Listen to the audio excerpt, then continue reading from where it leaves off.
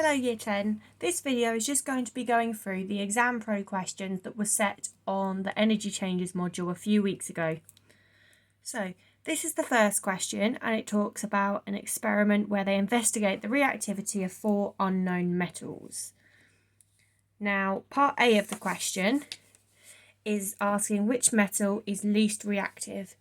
So by looking at this table you can determine from the fact that metal Z has no change with each of the solutions, that is the least reactive.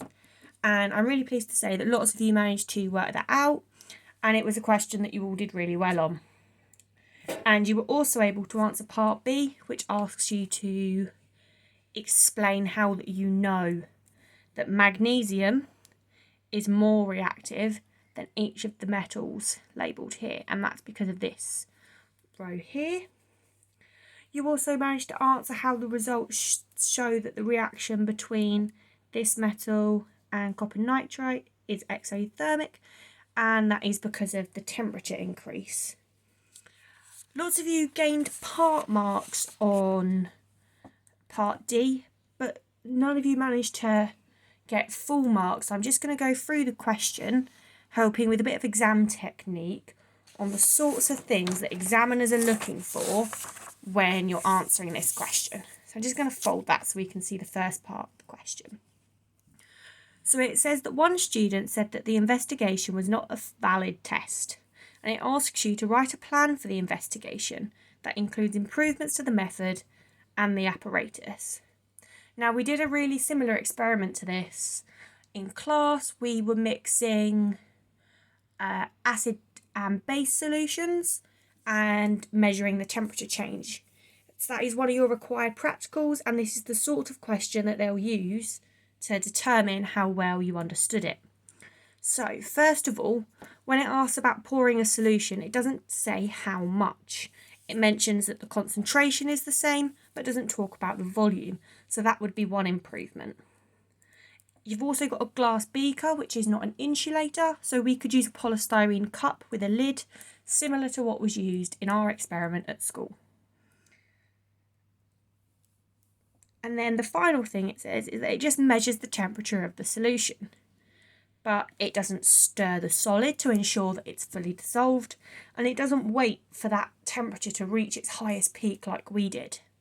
So taking all of this into consideration, we can now write a method.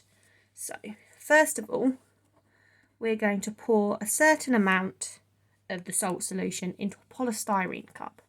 So I've chosen 25 centimetres cubed.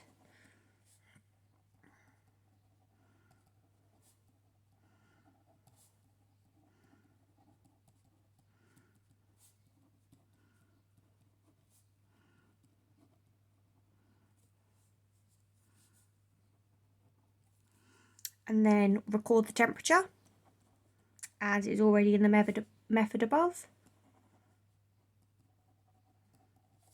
Add the metal, which they did weigh out in the original method, but we're going to add that it needs to be stirred.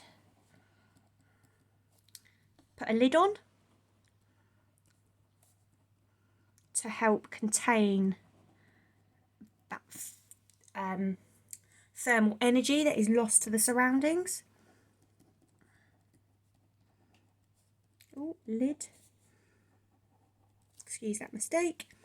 And then here, when we're measuring the temperature, we want to measure the highest temperature of the solution.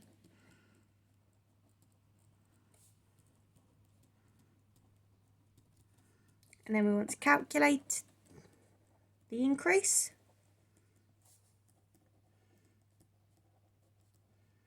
And it's best to do this multiple times to obtain a mean.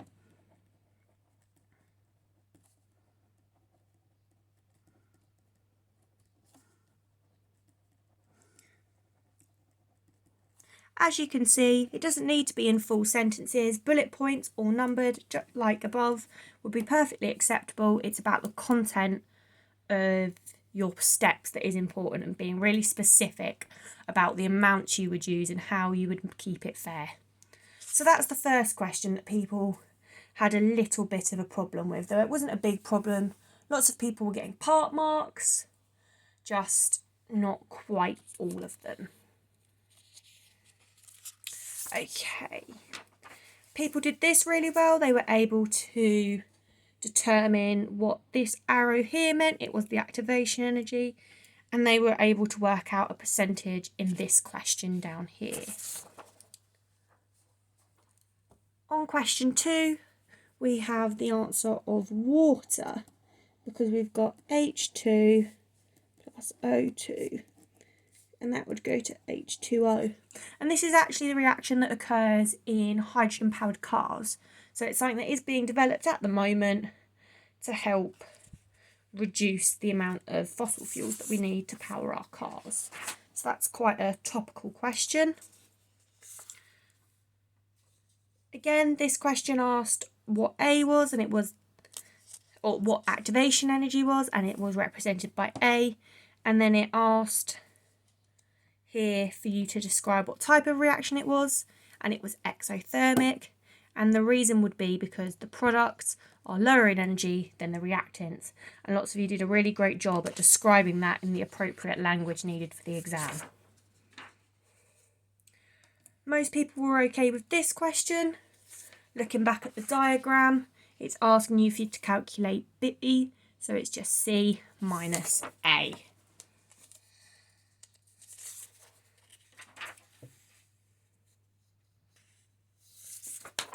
Okay, and then this was the next question. So it says that alcohols can be used as fuels, and it gives you a diagram of some equipment that could be set up, and then asks you to read these scales. Again, that was done very well. Here it's talking about the mass of the water, and lots of you identified that in the diagram on the previous page. This is where we started having a few more differing results. Lots of you getting part marks in this question, but lots of you not quite getting the right wording for this one, so I'll just go through it now. So it asks what the relationship is between the number of carbon atoms in one molecule of alcohol, shown in this column, and the heat energy released when 1 gram of the alcohol is burned, shown in this column. Lots of you identified the anomalous result as this one. And then here we can see that as you go down the table, this increases. There are more carbon atoms per molecule, and generally as we go down this column, more heat energy is released. So using the question to help you structure your answer, we just put as the number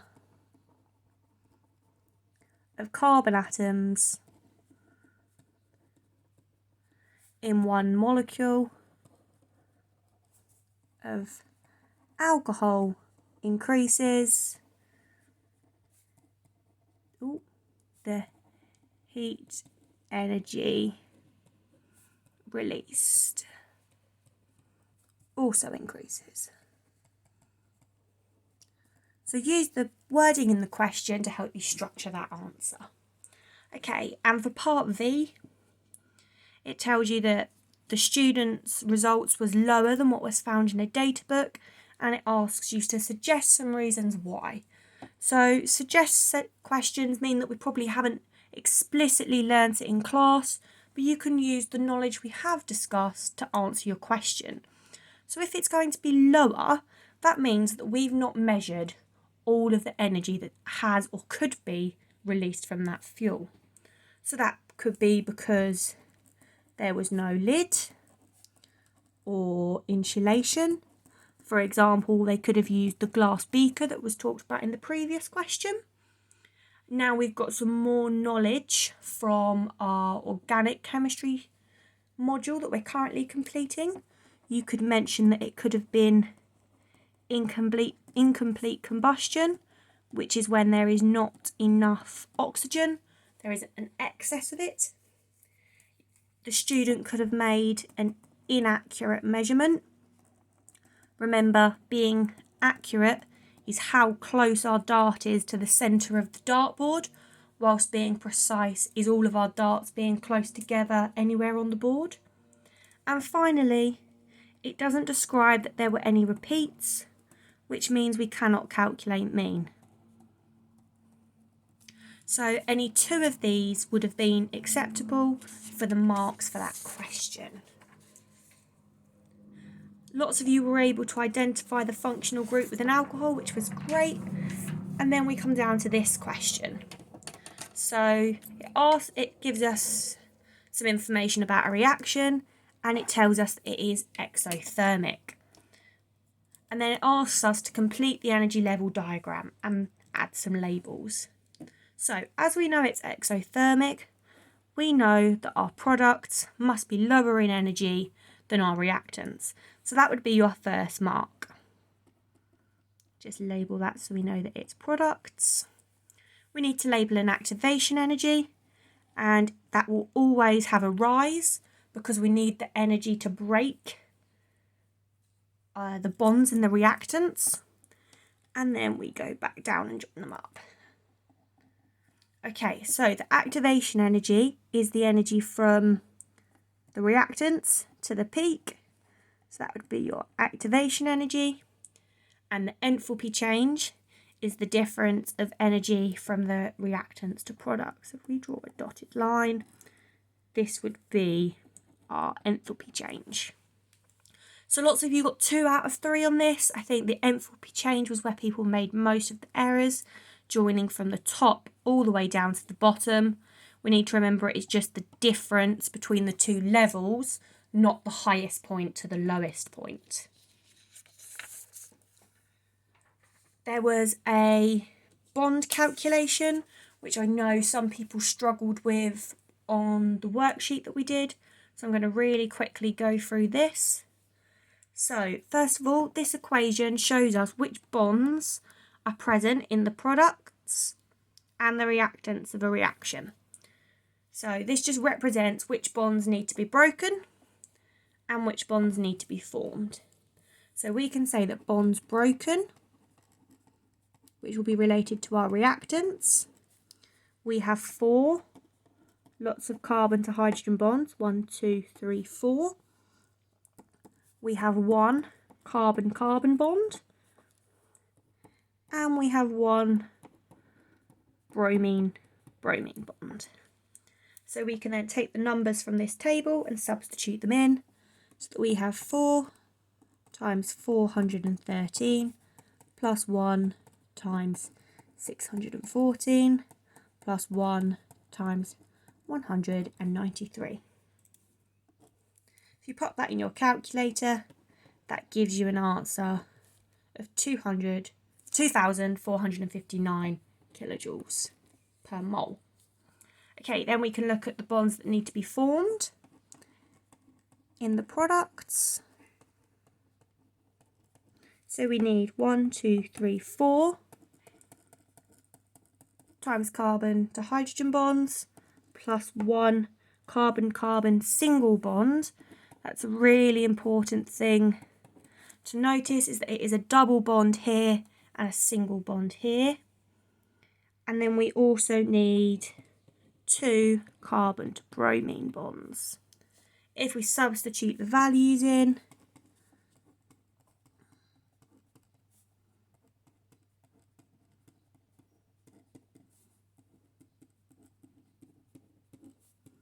we get 2,552 kilojoules.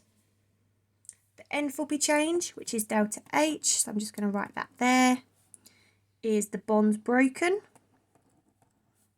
which is the energy absorbed by the reaction, minus the bonds formed, which is the energy released from the reaction into the surroundings. So here we do 2,459 minus 2,552, which gets us minus 93 kilojoules per mole. Pop that in there, and that would then be 4 marks. The last part of this question just asks you to explain, in terms of the bonds broken and bonds formed, how we know this reaction is exothermic. So we simply need to say that more energy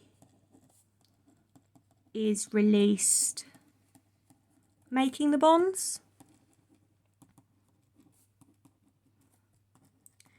And we can see that here. Then is absorbed, breaking the bonds in the reactants.